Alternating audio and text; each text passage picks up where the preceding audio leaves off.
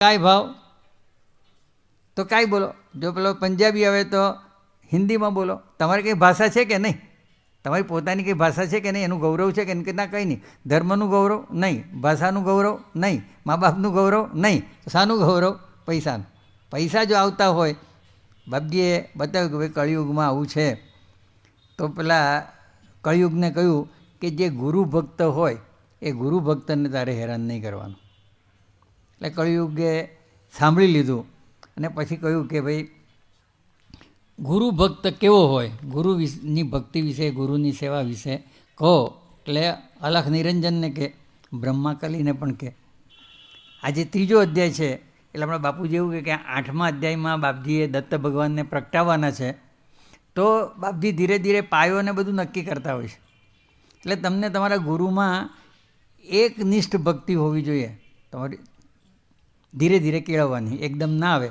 એકવાર આપણે પૂછીએ, આપણે કોઈને પૂછીએ, કોઈ પણ માણસ જે કંઈક મેળવે એ આ જન્મના પ્રયત્નથી મેળવે કે ગયા જન્મનું પણ ભાથું હોય? તો કે ગયા જન્મનું હોય, પણ ગયા જન્મની સાથે સાથે એ પાછાની સાથે પોતાના જ આ જન્મના પ્રયત્ન હોય. 25% ઈશ્વર કૃપા જોઈએ, 25% ગુરુ કૃપા જોઈએ ને 50% આત્મકૃપા જોઈએ. બેંક જેવી બેંક પણ એવું કહે કે તમે તમારી મૂડી કાઢો પછી લોન આપીએ. તમે પહેલાં લોન આપો પછી અમે અમારું કાઢીએ, એવું તો બેંક લોન ના આપે. તમારી મૂડી બતાવો પછી લોન આપીએ. તો ભગવાને એવું કહે કે તારી આત્મકૃપા તું 50% બતાય તો ગુરુ 25% કરે અને ઈશ્વર 25% કરે. તું તો એવું કહે કે ભગવાન તમે 25% આપો, ગુરુજી તમે 25% આપો, પછી હું મારું 50%નું કરું છું, કંઈ વિચારું છું. એવી રીતે નથી કરતા. તમારામાં એટલી તાકાત હોવી જોઈએ કે જેને કારણે ગુરુ કૃપા કરે, ઈશ્વર કૃપા કરે અને એ તમારામાં એબ્સોર્બ થઈ જાય, તમે સમાવી લો.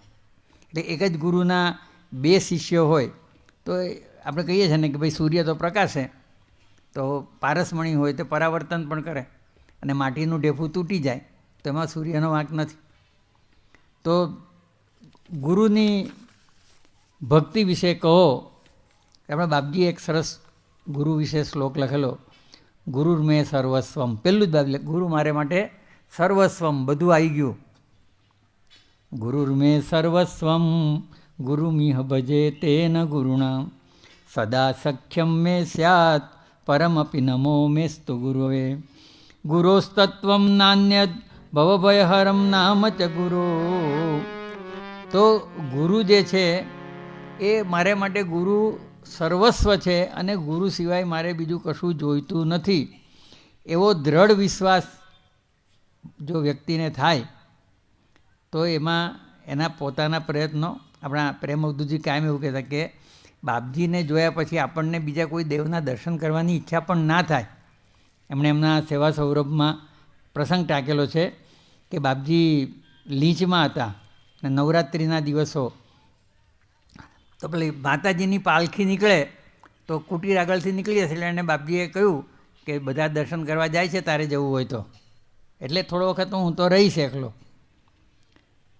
તો પ્રેમ અવધૂતજીએ કહ્યું કે ઘણા વર્ષ મેં આ માતાજીની સેવા કરી, એટલે મૂર્તિની સેવા કરતા માતાજીના મંદિરમાં. તો આ માતાજીની જે મેં સેવા કરી એના ફળ સ્વરૂપે આ મૂછવાળી મા મને મળી. તો આ મૂછવાળી મા જીવતી મળી, હવે પછી હું ક્યાં ત્યાં જાઉં?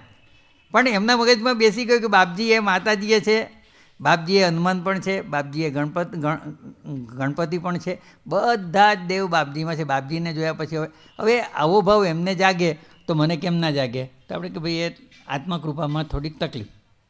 એટલે એણે કહ્યું કે બીજા કોઈક આવે તો વાણી કાકા આવેલા ને એને કહ્યું હું 15 મિનિટમાં આવું છું. કે સારું, કેમ? આજે શનિવારને એટલે હનુમાનજીના દર્શન કર્યા.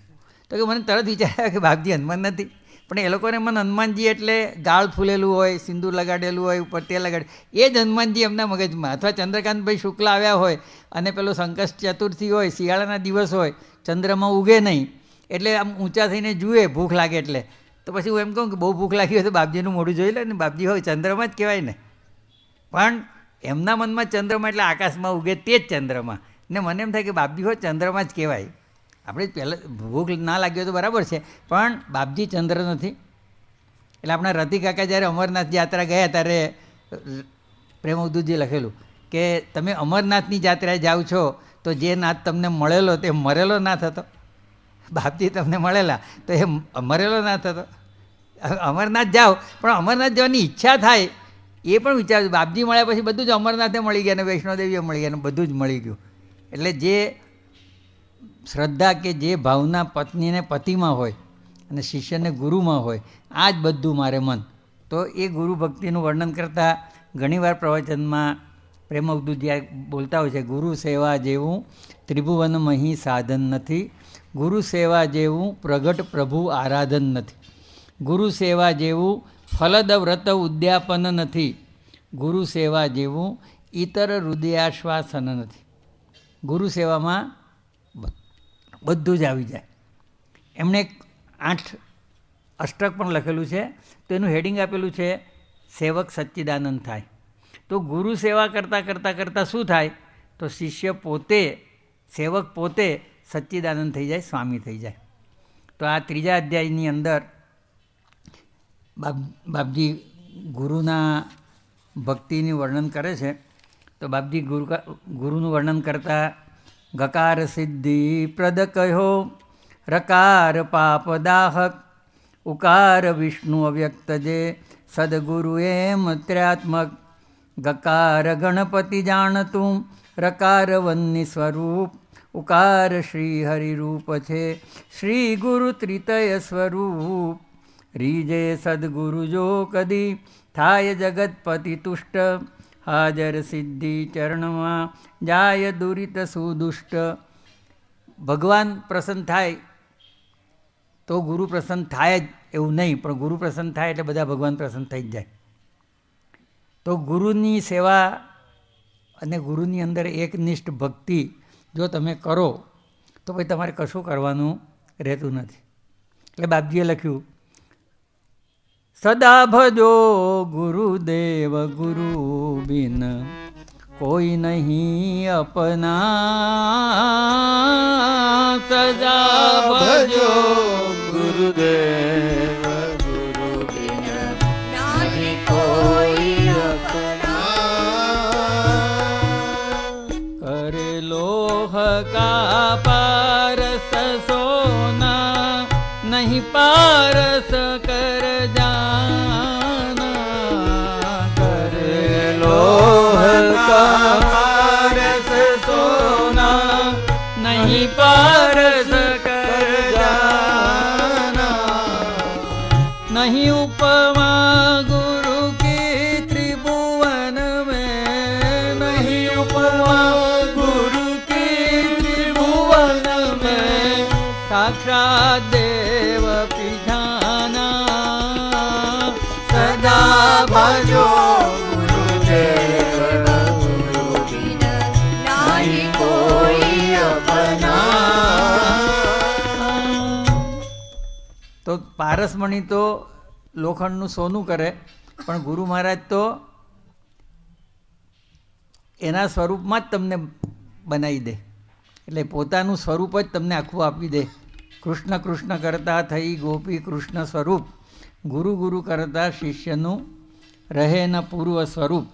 પણ સવાલ એટલો જ છે કે એટલી નિષ્ઠા અથવા તો એવી ગુરુ ભક્તિ આપણામાં કેવી રીતે જાગે? એટલે આપણે કહીએ છીએ કે પૂર્વજન્મનું થોડુંક ભગવાન તું પુણ્ય જગાવજે, અને પછી એકનિષ્ઠ ભક્તિ એટલે એ સિવાય બીજો કોઈ ગુરુ કે એવું કંઈ વિચાર જ ના આવે ને જે કરે તો બધું બરાબર જ કરે છે. આવી ભક્તિ કેવી હોય એનું વર્ણન કરવા માટે દીપકનું આખ્યાન આપે છે. તો વેદ ધર્મ મુનિએ કહ્યું કે ભાઈ મારા ગયા જન્મના બધા રહી ગયેલા કર્મો મારે હવે ભોગવવા છે, એટલે મને આટલી તકલીફ થશે, ગલત કુછ થશે, મારી કોણ સેવા કરશે? તો બધા ભક્તો, બધા શિષ્યો કે એટલે દીપકે કહ્યું કે તમારી સેવા કરવું એના કરતાં લાવો ને તમારું દુઃખ હું જ લઈ લઉં એમ. એટલે બાપજી આપણને એક સિદ્ધાંત આપવો હતો કે ભાઈ જો દુઃખ તો પ્રારબ્ધ તો જાતે જ ભોગવવું પડે, કોઈ લે તો પણ લેવા નહીં દેવાનું. જેમ વિનોબાએ કહ્યું ને કે કોઈ વસ્તુ જગતમાં મફત મળતી નથી. કોઈ તમને ડાયરી પણ મફતમાં આપે તો સમજવાનું કે આવતા જન્મે તમારે એને ઘરે બળદ થવાનું છે, એટલે મફત લેવાની. એટલે મફત મળતું જ નથી ને કરેલા કર્મનું ફળ કોઈ દિવસ ટળતું નથી, મળે જ. એટલે શિષ્યએ કહ્યું ત્યારે વેદ ધર્માએ કહ્યું કે ના ભાઈ મારા કર્મો મારે જ ભોગવવાના. દરેકે પોતાના કર્મો ભોગવવા જ પડે. આપણે એક આશ્વાસન રૂપ બાપજીએ દોરો લખ્યો, દેવ ઋષિ કિન્નર ભલે, દેવ ઋષિ કિન્નર ભલે, હોય જ્ઞાની કે મૂળ. દેવ ઋષિ કિન્નર ભલે, હોય જ્ઞાની કે મૂળ. અટલ કાયદો કર્મનો, કોઈ ન પામે છૂટ, કોઈ ન પામે છૂટ. આપણા કર્મ આપણે ભોગવવાના જ છે, ભોગવી જ લેવાના ને હસતા હસતા ભોગવી લેવાના. અઘરું છે, બોલવું સહેલું છે, પણ આવે ત્યારે ભોગવવું હસતા હસતા અઘરું છે. રામસુખદાસે તો એવું કહેલું કે કોઈ માણસ તમે સ્કૂટર ઉપર જતા હો ને એ બાઇક પર આવતો હોય તો બાઇકવાળો તો આમ જમરાજનો દીકરો એવી રીતે જ ફરતો હોય ને, એટલે પછી એ ટક્કર મારીને તમને મુડાડી દે, તમને ફ્રેક્ચર થાય તો તમે એનો આભાર માનજો, ભાઈ થેન્ક યુ વેરી મચ. તો એણે આપણે ટક્કર મારી અને હાથ પગમાં ફ્રેક્ચર કર્યામાં એને થેન્ક યુ કેમ કહેવાનું? તો તમારા કર્મો તમારે ભોગવવાના જ હતા ભાઈ. તો તમે આ રીતે તમારા કર્મો ભોગવવાના હતા, પણ તમને પાડે કોણ ને તમને ફ્રેક્ચર કરે કોણ? તો પેલા ભાઈએ જવાબદારી સ્વીકારી કે ચાલો હું જવાબદારી લઉં છું, તમને ટક્કર મારીશ, તમને ફ્રેક્ચર કરીશ, એ ફ્રેક્ચરને કારણે તમે જે ભોગવો એને કારણે તમારું પ્રારબ્ધ ભોગવાઈ જશે. માટે થેન્ક યુ વેરી મચ. હવે આ ચિંતન આપણે વાંચીએ ત્યારે આપણે એમ થાય કે સંતો આમ પણ વિચારતા હોય છે. તો વેદ ધર્મએ કહ્યું કે જો ભાઈ તારે સેવા થતી હોય તો ચાલ. અને કહ્યું સારું. હવે પેલો પણ દીપક પણ શિષ્ય તરીકે એવો તૈયાર. પ્રેમવદુજી કહે ને બાપજીને જ્યારે દાંતનો દુખાવો થયેલો ત્યારે 13 દિવસ ઊંઘ્યા નહીં ને મને ઊંઘવા ના દીધો. અને પાછા બાપજી માજી આગળ જઈને એવું કહે કે ઊંઘતો નથી ને આને ઊંઘવા નથી દેતો. કારણ દર 10 મિનિટે બરફનું પાણી કે બચુભાઈ પાણી પાશો. આ બાપજી એટલે તમારે જાગતા રહેવાનું. તો અઘરું કામ છે. પણ આપણે તો સાત્વિક સુખની વ્યાખ્યા ગીતા એ જ આપે છે ને કે જે શરૂઆતમાં ઝેર સમાન હોય પણ જેનું ફળ અમૃત સમાન હોય એ સાત્વિક સુખ છે. તો આ ગુરુ સેવા જે છે એમાં શરૂઆતમાં તમને ખૂબ કઠોર પરિશ્રમ પડે, તકલીફ પડે, હેરાન થઈ જાઓ, તમને છોડી દેવાનું મન થાય, પણ પછી એનું ફળ શું મળે? તો બાપજી એક દોરો લખે છે, જ્ઞાન ધર્મ યશ સંપદા સર્વે કુરુપદ પાય, એવા નિશ્ચયથી ભજે એ ગુરુચરણ સદાય. ઈચ્છા કાંઈ નવ મુને. તો ગુરુના ચરણમાં બધું જ છે. ગુરુ બ્રહ્મા, ગુરુ વિષ્ણુ, ગુરુદેવો મહેશ્વરા તો ખરું જ, પણ બધા જ દુનિયાના બધા જ સુખો ગુરુના ચરણમાં. આવી રીતે એક ભક્તિથી ભજે એના પરિણામ રૂપે પહેલાં શંકર ભગવાન આવ્યા, કહ્યું કે ભાઈ માગો. પહેલાં કહી દીધું કે હું તમને ભજતો નથી. આ તમે જુઓ વર્ણનમાં બધામાં જે શિષ્ય છે એની ગુરુ પરની ભક્તિ એવી છે કે ભગવાનને પગે લાગીને કહ્યું કે હું તમારી ભક્તિ કરતો નથી, શું કામ મને વરદાન આપો છો? જે લોકો તમારી ઉપાસના કરે છે એને આપો ને, મને શું કામ આપો છો?